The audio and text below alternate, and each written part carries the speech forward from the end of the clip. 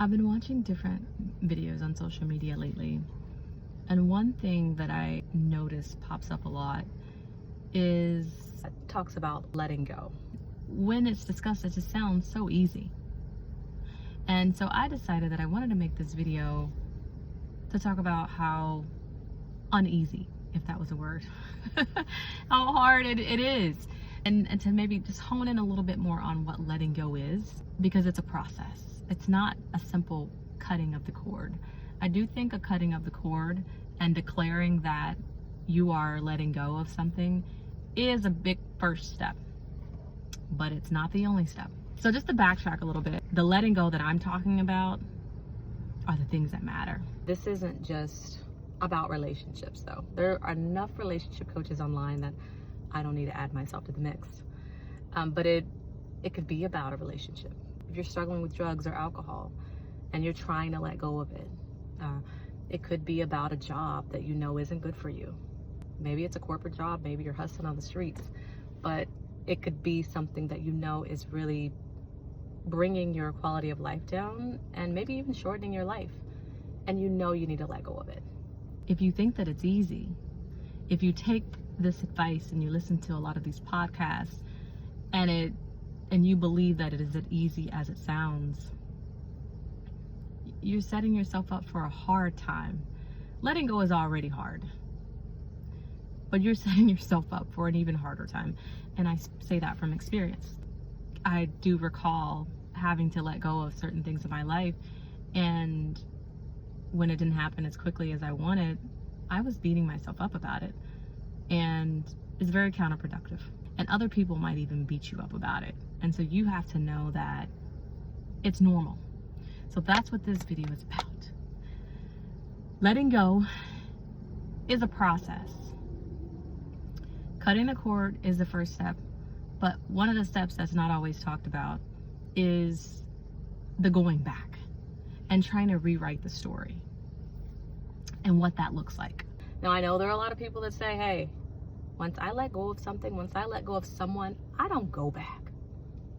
Well, honey, I'm speaking to a lot of people out there who do. It's not unnatural to go back. Your brain first will circle back, and then you may find yourself back in certain situations where you're trying this again. So going back and trying to rewrite the story, this happens with a lot of people who are very self-aware and people who are very analytical. When you try to rewrite the story in your brain, its job is to protect you. So it's always trying to figure out, how the hell did this happen? How did this particular thing or this particular person impact me like this, to where now I don't feel like it's safe, or I feel like it's toxic to my life? And how do I make sure that I don't get back in this situation again? We are little scientists. And so the brain is going to come up with all these different reasons that you landed in this particular situation. And for people who have accountability as a strong value, especially, your brain is going to start searching within. It knows that people and environments and other things can be messed up, but the thing that you control is yourself. So it's definitely first going to look there and say, what could I do differently? How can I show up differently? Because that's what you can control. And so maybe I'm going to go around my friends who are on drugs. I'm just going to show up more cheerful, and I'm going to just tell them no. And we'll be able to hang out every day, and that'll be okay. Or maybe I'm going to show up in this relationship where this person like beats me every other day, and I'm going to stay calm the next time they fire off. And maybe things will change. Or maybe I'm gonna go to that toxic boss who never gives me any praise when I do something well. And before I tell them that I finished a project, I'm gonna give them a little praise and thank them for being such an important part of my success. And maybe, just maybe, they'll actually give me the applause that I'm looking for. And when you go back and you do that thing, oftentimes we end up in the same situation. And it's not because we couldn't have shown up better. We identify ways that you can show up in situations better, which is to be applauded. But a lot of times you weren't wrong. That situation was toxic for you. That person has their own issues that are going to continue to show up no matter what you do. And a part of the letting go process is figuring all that out. Some people have to go back 100 times to situations. It doesn't take much, just a little dangle of hope and a feeling that we can change the outcome with like a small tweak, and we'll try it. And it's not always linear either. And I think that's something that's not talked about enough. You could decide that you are cutting the cord in this toxic relationship, with this toxic environment today. Tomorrow, you might go in with your head held high and you are on top of the world.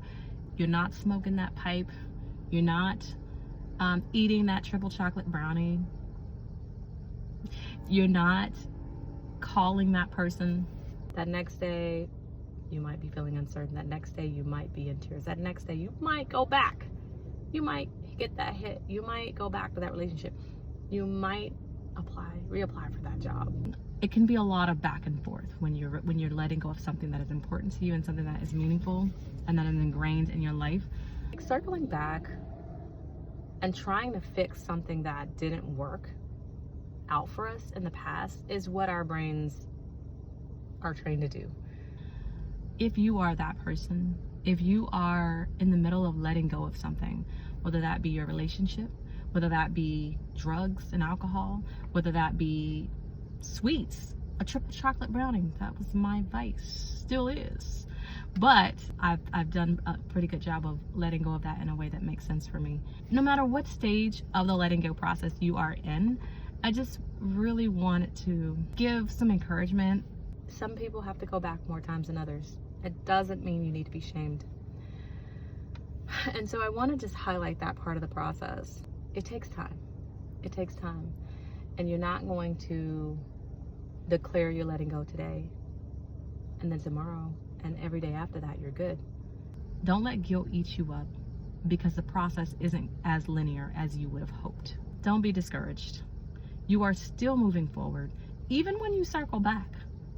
Yeah, there are parts of that process that you're going to have to repeat, but you're never really starting over. Eventually you figure it out.